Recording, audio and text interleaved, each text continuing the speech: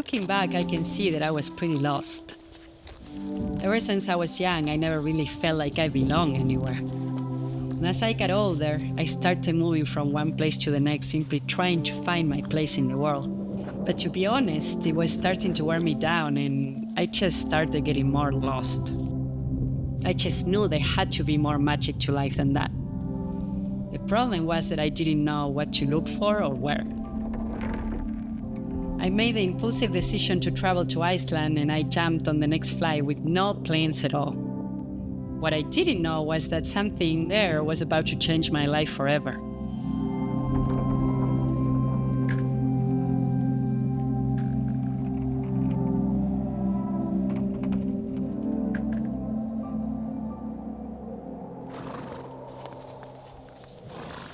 I had only been in Iceland for a few hours when I found myself surrounded by a group of horses, and I was a bit nervous at first as I sat on the ground, and soon I realized that they were just curious about me. And I'm not sure what it was, but something special just happened there. I completely lost track of time, and I spent hours and hours on end watching and photographing these incredible animals. What surprised me, though, was the subtle feeling of peace that came over me. It was like the thick cloud of uncertainty and unease that had haunted me for years had been blown away.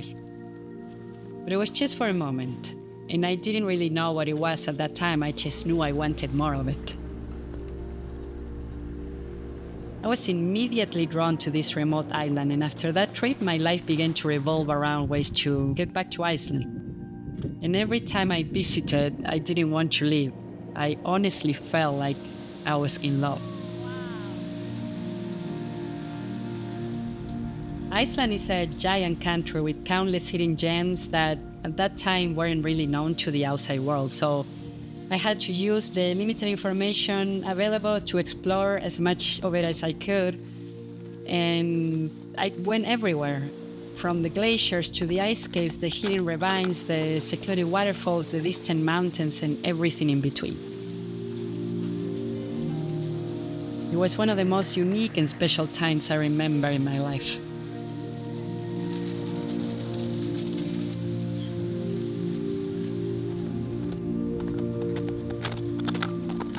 With every trip I made, I got more familiar with the culture, the history, and the people of Iceland. And I started feeling more and more like I had finally found a place that I was feeling at peace and I belonged. I spent a lot of time out in the countryside where I got to know the local farmers, which really opened my world to the Icelandic horse. And that was really it for me. I had finally found a place where I felt I belong, and I began putting all my focus on the Icelandic horse during my trips.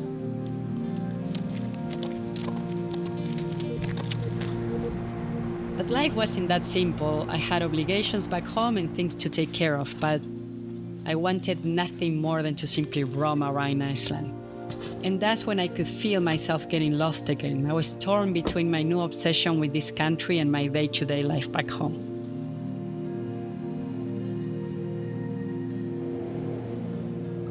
Iceland is a rugged country where so many things are dependent on the weather and factors you don't really control.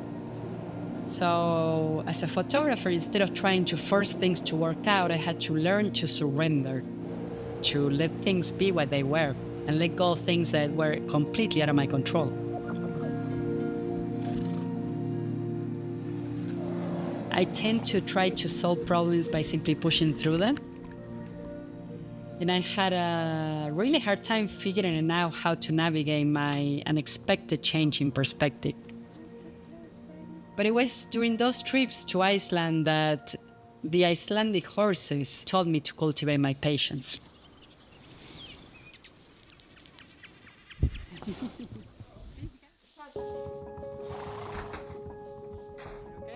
My love for Iceland and its horses had given me a sense of purpose. I felt that I had found a place where I was supposed to be. There was no logical reason or grand plan, it was just a feeling I had. And even though I was in love with the land, the primary reason I kept coming back was the horses. The Icelandic horse is not only the purest breed of horses today, but in many ways represent everything that is wholesome in the world. their loyalty, their innocence, their strength and reliability. And even though they're tame, the harsh and unpredictable nature of the country has made the horses as resilient and spirited as they are. It has shaped their strong character and kept their wild side alive without really compromising their gentle nature. And it's really the reason why they're called the wildest known wild breed in the world. After countless trips to Iceland over a period of 5 years, I published my first book, Horses of Iceland. It was a personal celebration honoring the Icelandic horse. It took a lot of work to bring it to life, but what made it all worth it in the end was realizing how many people actually share my passion for the country and the horses. It made me realize that I wasn't so different after all. The book did in no way reduce my passion for Iceland, and to be honest, it probably made it even stronger. Ever since it came out, I kept coming back, pushing my creativity to its limits while trying to capture the true essence of the Icelandic horse. I have also been so inspired by the incredible landscapes of the country, which have made me widen my lens, allowing more room for the beautiful backdrops of Iceland. It really is the interaction between the horses and their land that tells the whole story. And after all, that is what has shaped their character and made them so special and unique. And ultimately, what drew me to them in the first place. Yeah.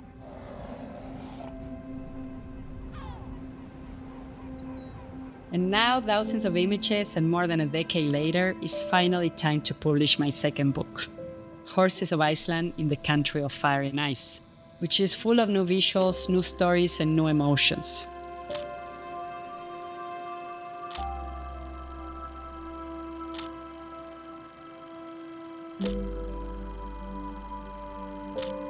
This one feels very different than the first one, and what I love the most about it is how organically it all came about. Instead of being on my own, I made sure to work with all the locals during my visits, and doing it that way just felt right. I can honestly say that this book wouldn't have been possible without the encouragement and the help of all the locals I work with and their willingness to make everything work out at the end. After all my experiences in Iceland, my gratitude to the country, its people, and its horses can hardly be explained with words. I owe a lot to all the locals who share their love for Iceland and their horses without ever even saying it out loud. You can just feel it by their presence. I can truly say they changed my life.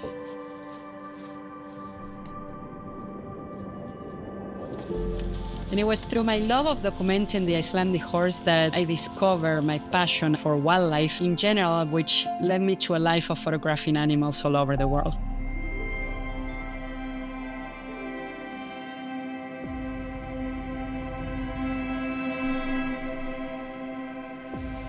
And ever since my days of feeling lost and aimless, I came to realize the importance of living my life according to my own values, which for me have been all about the conservation of wildlife.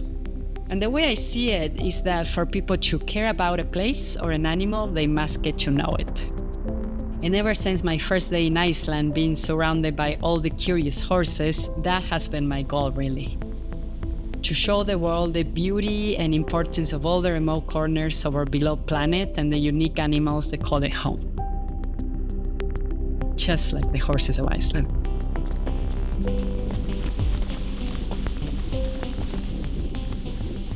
As an old friend of mine once said, to find your place in the world, you must first lose yourself in the process of creation. So as long as you keep searching, maybe being lost isn't so bad after all.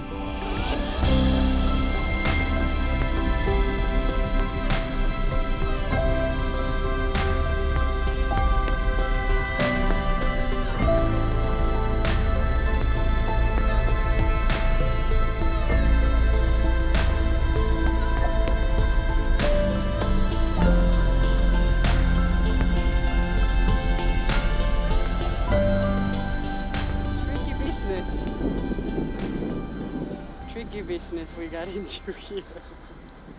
What are we doing here again? Can you remind me? So I forgot. At this very second, I forgot.